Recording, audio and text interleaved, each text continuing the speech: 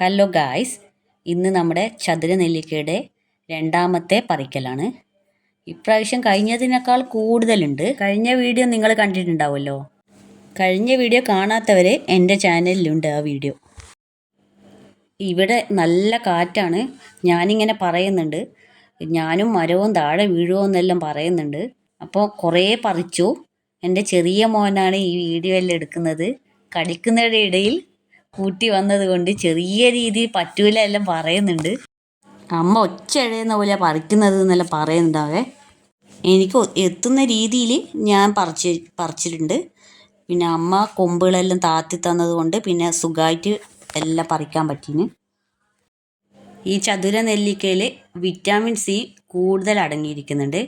പിന്നെ anti oxidant കൂടുതൽ അടങ്ങിയിരിക്കുന്നതുകൊണ്ട് ദഹനവും പ്രതിരോധ ശേഷിക്കെല്ലാം നല്ലതാണ്. നമ്മൾ ഇതെന്തിനാ പറിക്കുന്നത് എന്നറിയണ്ടേ? നമ്മൾ ഇത് ഉപ്പിലിടാൻ വേണ്ടിയിട്ടാണ് പറിക്കുന്നത്. നമ്മൾക്ക് കഴിഞ്ഞ പ്രാവശ്യത്തിനേക്കാളും ഇപ്രാവശ്യം കൂടുതൽ കഴിച്ചിട്ടുണ്ട്. ഇനിയും മരക്കൊമ്പിൻ്റെ മുകളിൽ ഇഷ്ടം പോലെയുണ്ട്. അത് പക്ഷേ വിരിഞ്ഞ് വരുന്നതേ ഉള്ളൂ. ഇപ്പോൾ ഇത് താഴെ ഉള്ളത് മാത്രം നമ്മളിങ്ങനെ പറിച്ചെടുക്കുന്ന. ഉപ്പിലിട്ട് കഴിഞ്ഞാൽ നല്ല ടേസ്റ്റായത്. പച്ചയോടെ തിന്നാം, ഉപ്പും കൂട്ടി തിന്നാം. പക്ഷെ പച്ചയോടെ കഴിക്കുമ്പോൾ കുറച്ചൊരു കയ്പ്പുണ്ട്.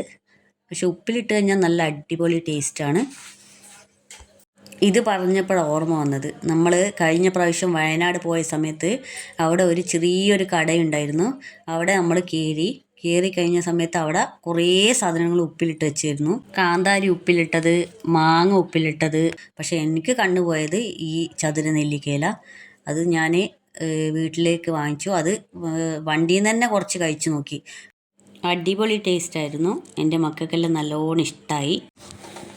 നിങ്ങൾ വിചാരിക്കും ഇത് താഴേന്നാണ് പറിക്കുന്നത്. താഴേന്നൊന്നല്ല, ഒരു സ്റ്റൂൾ വെച്ച് കയറി അതിൻ്റെ മുകളിൽ നിന്നാണ് പറിക്കുന്നത്.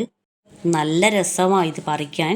പിന്നെ കുറേ താഴെ ഇങ്ങനെ വീഴുന്ന പറിക്കുന്ന സമയത്ത് പിന്നെ അപ്പോഴ അമ്മേൻ്റെ അടുത്ത് നിന്ന് ആ പ്ലേറ്റ് വാങ്ങിച്ചിട്ട് അതിൻ്റെ ഇങ്ങനെ കാണിച്ചിട്ട് അതിൻ്റെ മേലെ നിന്ന് പറിച്ചിട്ട് പ്ലേറ്റിലേക്ക് ഇടുക ചെയ്തത്.